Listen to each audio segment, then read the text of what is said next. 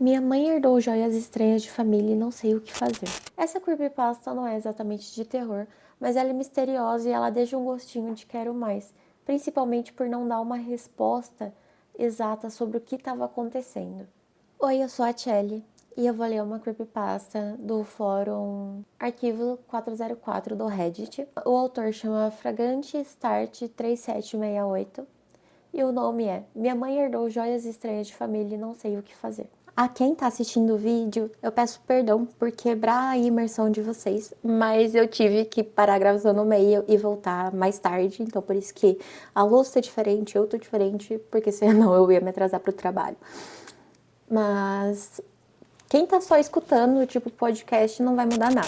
Minha mãe não gostava muito de falar sobre a sua migração forçada, e nem sobre sua vida antes disso. Tudo o que sei é que ela era parte de uma família nobre em seu país de origem, e quando instaurou-se uma guerra civil, sua família começou a fazer planos para fugir para países vizinhos.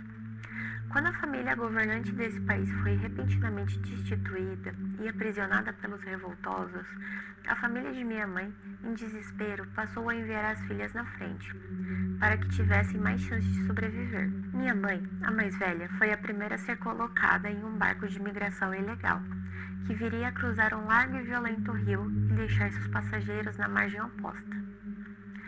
Apesar de papai me contar essa história se referindo à família de mamãe como uma família nobre, mamãe deixava evidente que eles não eram assim tão ricos quanto outras famílias participantes da nobreza. Ela resumia a questão dizendo que eles eram uma família de ascendência velha, com a cor dos velhos, morando em um casarão grande e velho. Por isso, quando foram ameaçados pelo levante do povo, a mãe de minha mãe começou a costurar as velhas joias de família na parte de dentro dos corsetes das filhas e em tiras de pano que seriam enroladas no corpo dos homens, embaixo das camisas. Mamãe cruzou o rio no outono, no ano em que fez 15 anos de idade. A travessia deveria levar uns 2 dias, mas logo na primeira noite, a maré agressiva virou o barco e todos tiveram que nadar para a margem mais próxima.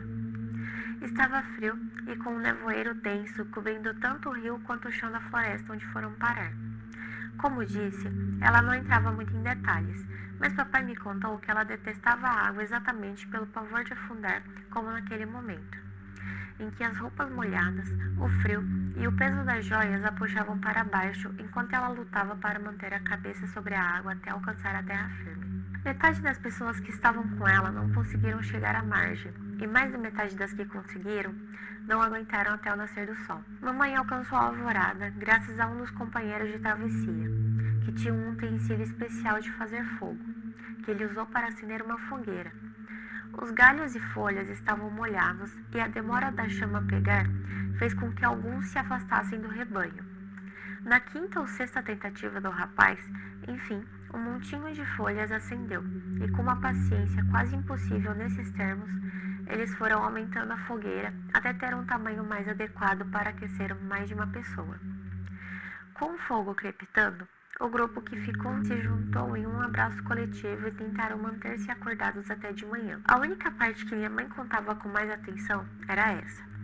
Um casal de lenhadores, que ela chamava de Di e Val, que tinham corpos robustos e fartos. Colocou ela e o filho pequeno entre eles no abraço, dizendo aos risos: "Nós temos gordura suficiente para todos." Mamãe não media palavras ao agradecê-los por mantê-la viva naquela noite. Papai me contou mais tarde que, infelizmente, quando a manhã chegou, o casal não se mexia mais. O pequeno deles, que deveria ter cerca de 8 ou 10 anos na época, estava febril, e mamãe só conseguiu o carregar por algumas horas até sucumbir à exaustão e ter de deixá-lo ao pé de uma árvore. Ela e o rapaz seguiram sozinhos a partir dali.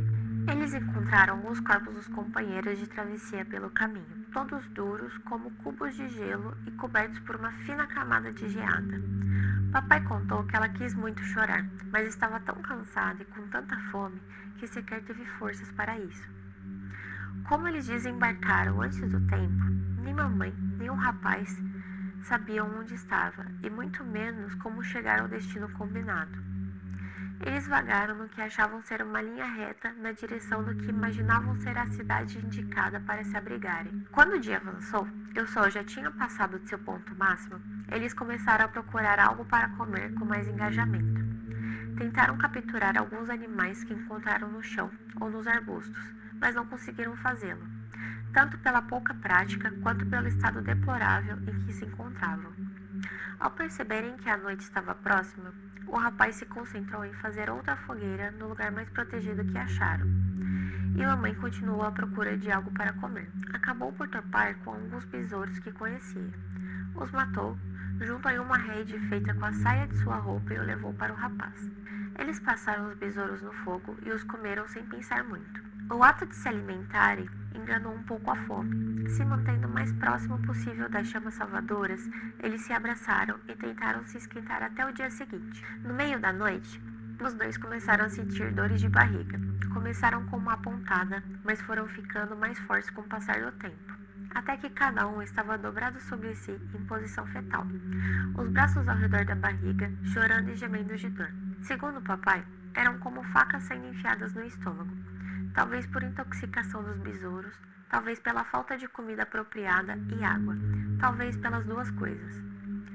O que se sabia de fato era que em algum momento da madrugada, o rapaz tirou o próprio sobretudo e cobriu minha mãe, que tremia de frio e de dor. Mamãe acreditava que tinha até ouvido ele vomitar de longe, antes de apagar completamente. Mamãe sequer pôde processar aquilo naquele momento. Esgotada, com um pouco de dor no estômago ainda e muita dor pelo corpo, ela se levantou, vestiu o sobretudo e continuou a caminhar nas direções que achava ser a certa. Durante o trajeto, ela pensou diversas vezes em só se deitar ali mesmo e dormir. As únicas coisas que se passavam em sua cabeça eram o cansaço, a fome e a necessidade de dar mais um passo.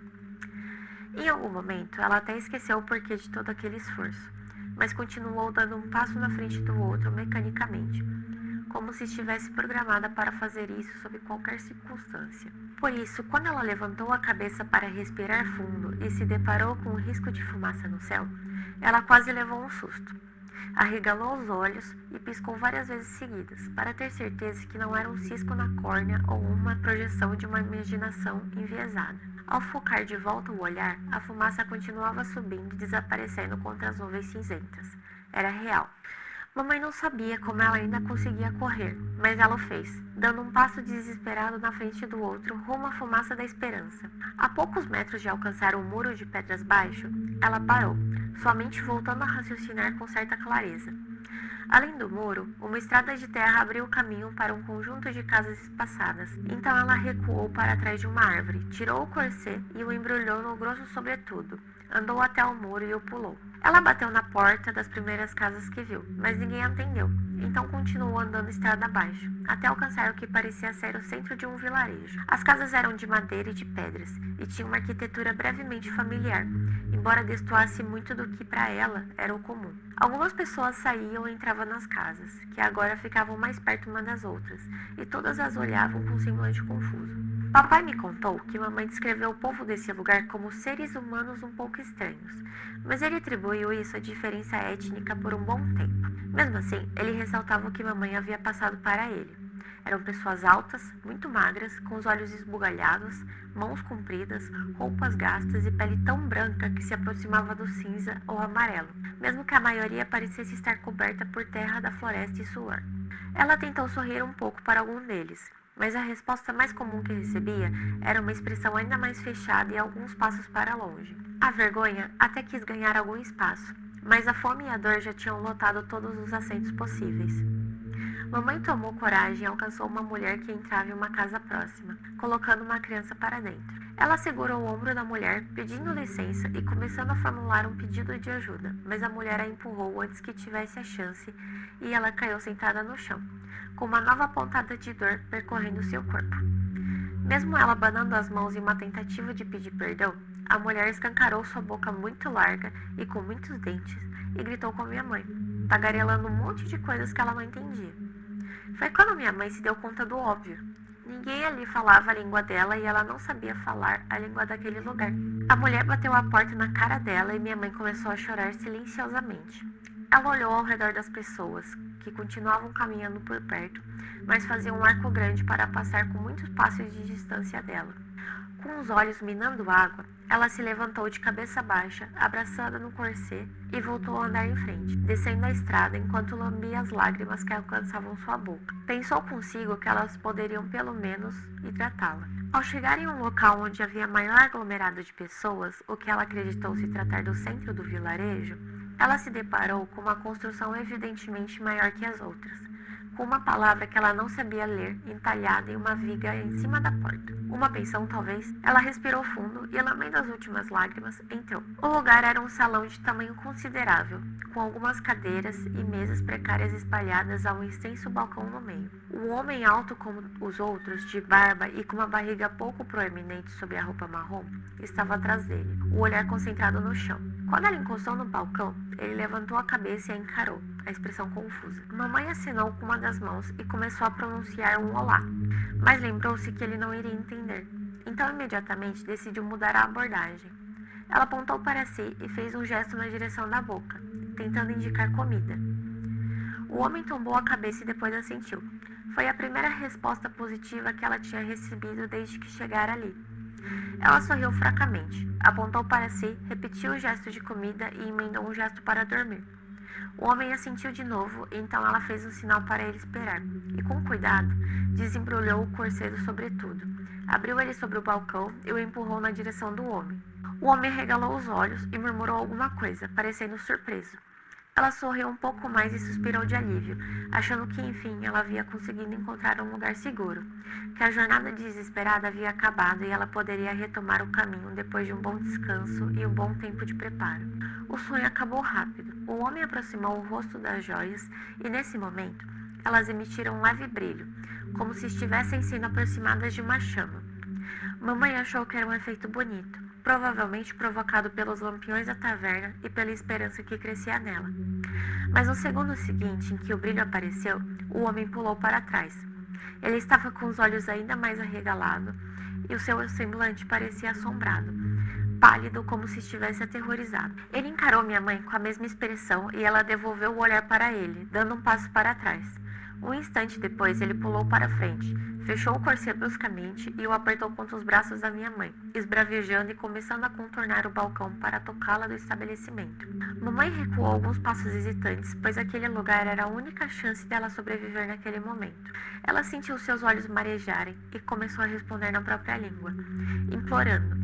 Mas o homem, extremamente mais forte, a empurrou para fora, gritando mais ainda. Quando ela já estava na rua novamente, ele fez vários gestos raivosos que pareciam dizer para ela não voltar e entrar ali, ou sofreria alguma grave consequência.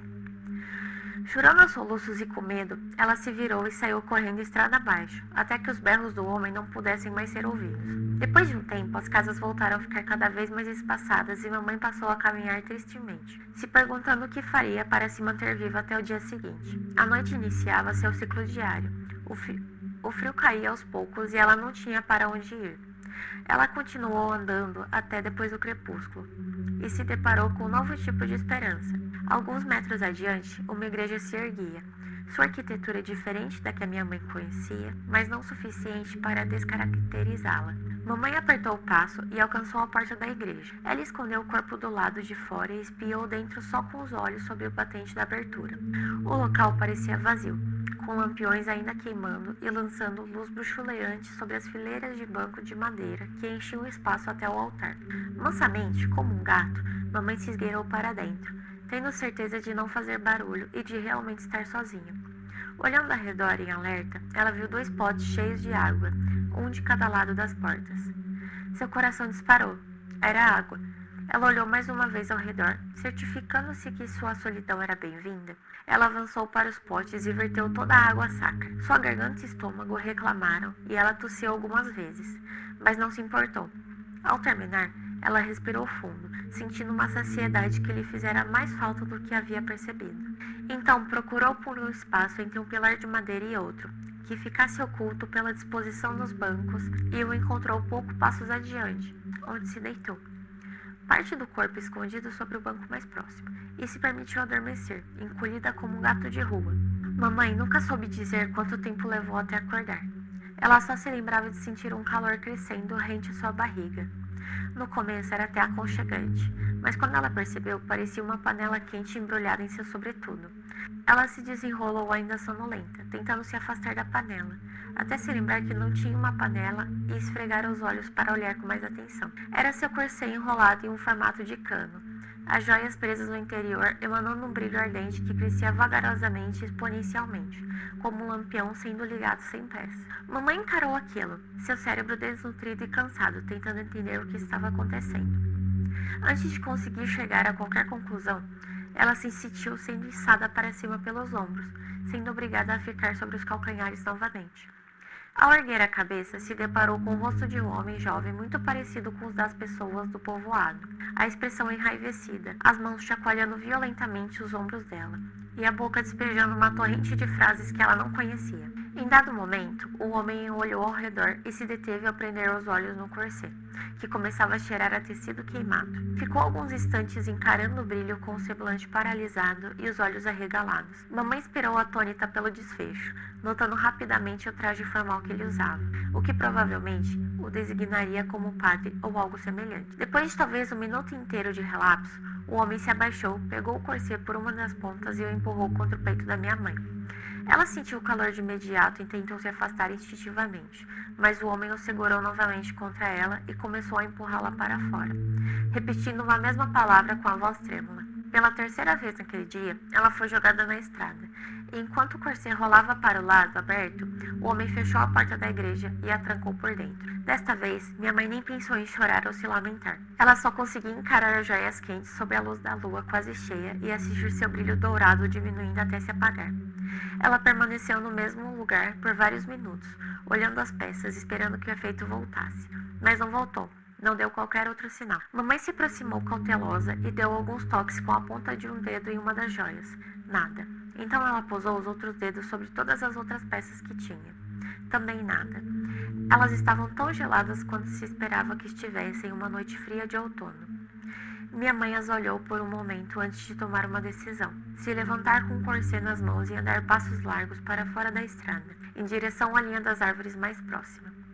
Primeiro, ela achou que as reações hostis dos residentes do vilarejo diante da presença dela eram devidas a ser uma forasteira com péssima aparência, ou por ela não falar a língua deles, ou qualquer outro motivo que fosse ligado à sua origem desconhecida.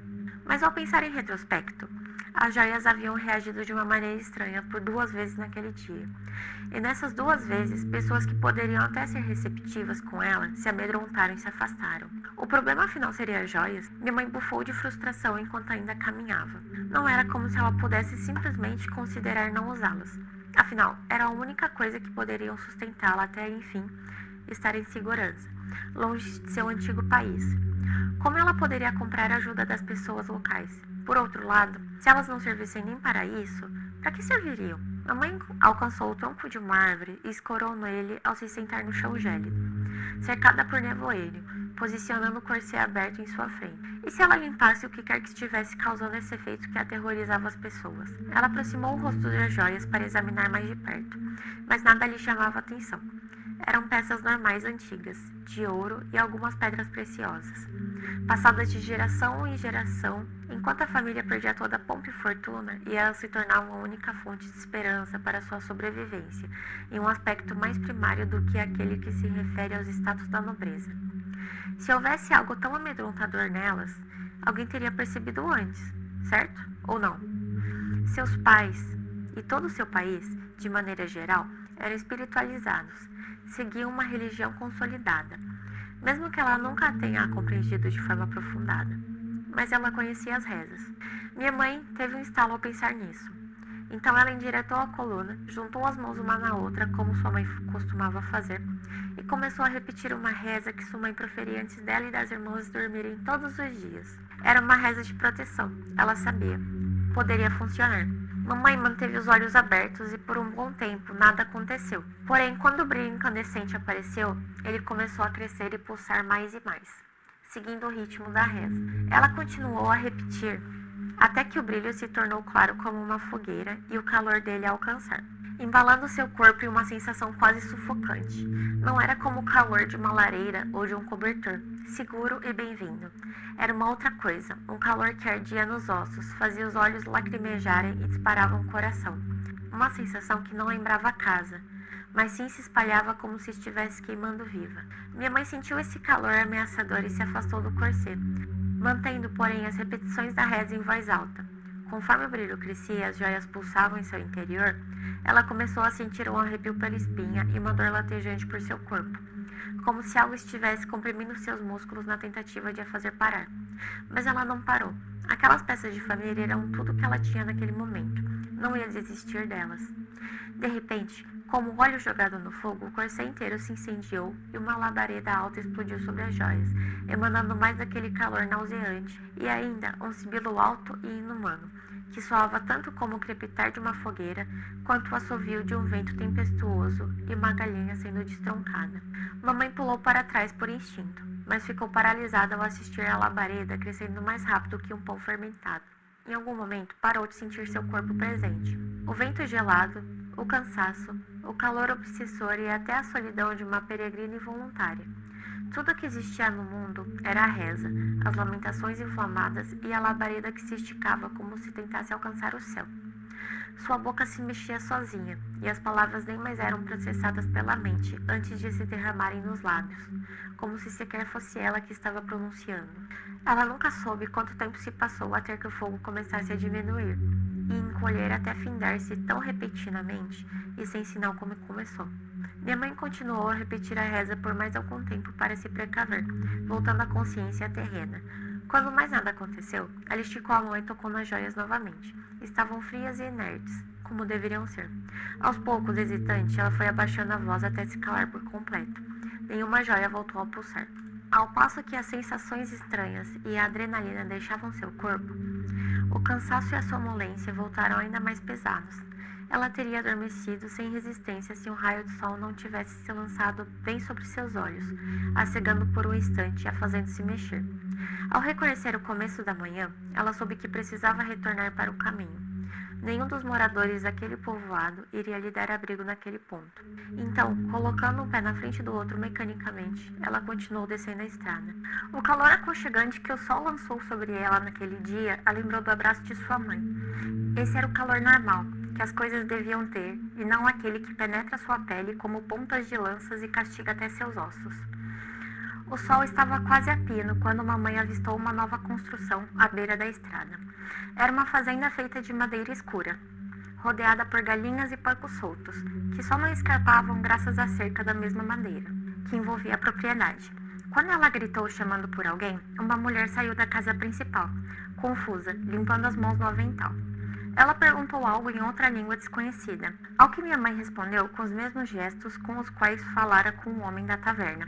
E ao final, ergueu o corset, aberto acima da cabeça, o que fez a mulher espremer os olhos, arregalar e depois entrar correndo, trazendo o marido consigo alguns minutos depois. O casal lhe deu água, um prato de comida e uma cama para descansar. Ela dormiu por muitas horas e só se levantou quando eles a chamaram para jantar, voltando a dormir logo em seguida. No dia seguinte, o homem a levou para outra cidade, um pouco maior, a quase meio-dia de viagem de carroça da fazenda, e aceitou prontamente uma das joias como pagamento. Minha mãe respirou aliviada. Aquela coisa que assustava as pessoas tinha ido embora, afinal. Depois disso, a jornada da minha mãe é muito confusa, até porque ela não achava importante o suficiente nem para contar para o meu pai. Ela nunca mais encontrou alguém de sua família, e não fazia ideia de qual destino eles levaram. De maneira bem realista, quando adulta, ela chegou à conclusão de que seus pais e tios provavelmente teriam morrido durante a revolta no país de origem. Mas alguns de suas irmãs e primos podem ter conseguido escapar, tendo passado a viver com outros nomes em países distintos. Ela nunca disse o nome de seu país de origem, nem os nomes das pessoas de sua família, e garantiu que nenhum deles existe mais. Papai acredita que seus dias anteriores à migração por refúgio podem ter sido um pouco melhores do que o processo de fuga. Ela mencionou algumas coisas sobre essa época raramente e de forma muito evasiva, então nem ele conseguiu montar uma linha de raciocínio substancial sobre isso. O que sabemos com clareza é que ela passou por 3 países até conhecer a família do meu pai, que a acolheu e lhe deu um novo nome. Após se casarem, eles cruzaram o oceano e acabaram aqui, morando num apartamento em cima das lojas de alguns parentes de papai. Mamãe morreu depois do meu aniversário de 11 anos, em decorrência de sequelas de uma pneumonia silenciosa. Antes de morrer, ela dizia que não acreditava que teria sobrevivido a uma guerra e a migração ilegal para morrer disso. Perto do final, porém, ela tinha aceitado seu destino. Como prova disso, ela entregou a mim e ao meu pai a combinação do minúsculo cofre que guardava debaixo de sua cama, onde ela alegou estar as joias de família que sobraram. Papai só me contou a história inteira 1 ou 2 anos depois dela ter falecido.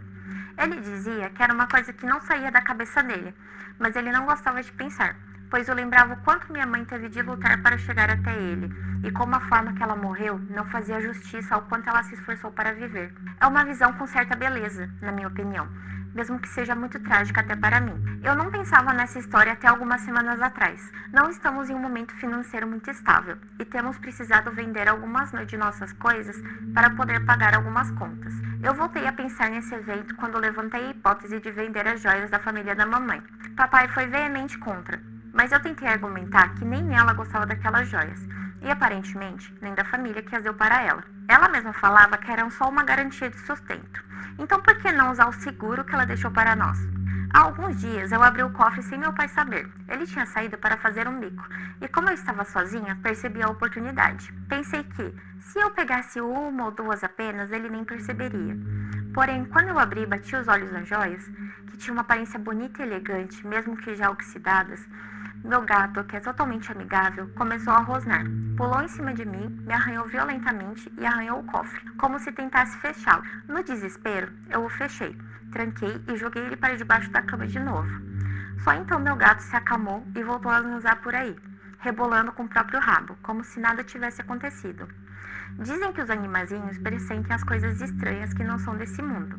Mas minha mãe fez a reza e a coisa ruim tinha sumido, não tinha? Será que a reza perdeu o efeito quando ela morreu? Estou confusa e com um certo grau de medo. Se não há algo ruim, por que meu gato ficou tão violento? E se há algo ruim, seria seguro manter em nossa casa, embaixo da cama em que meu pai dorme todos os dias? Escrevi isso mais para colocar os pensamentos em ordem, mas continuo procurando uma possível solução. Será que eu deveria proferir uma reza para ver o que acontece? Eu teria que pesquisar, pois não conheço uma, mas eu poderia tentar. Se tiverem alguma ideia do que fazer, também aceito sugestões. Assinado, Úrsula. É uma história interessante, eu gostei bastante dela. Eu fiquei curiosa para ter uma continuação, mas eu confesso que eu tenho um pouco de receio de ter uma continuação e a continuação estragar o mistério, porque eu acho que é justamente o mistério e não saber o que é que dá essa graça para essa história. Mas a pessoa que escreveu muito bem e eu gostei bastante. O que vocês acharam?